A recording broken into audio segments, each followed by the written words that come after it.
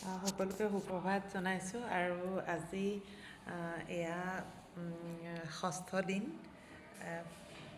কেবিনত আছোঁ আৰু আজি আমাক ৰিলিজ দিব আৰু মানে ৰোগী বহুতেই ভাল হ'ল।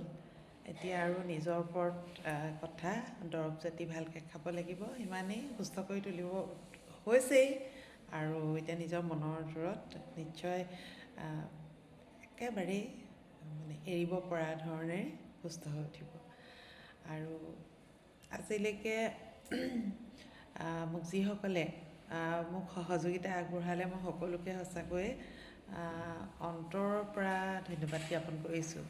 মই দিয়া পষ্টবোৰত ইমান ধুনীয়া ধুনীয়া মন্তব্য দিছে, মোক উৎসাহ প্ৰদান কৰিছে, ভাল লাগিল সঁচাকৈ। আৰু আজি যামগৈ আৰু আগবেলাই চাগে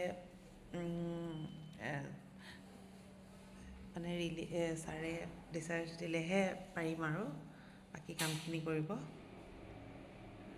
তাৰপিছত ইমানেই এতিয়া কৈছোঁ ভিডিঅ'টো।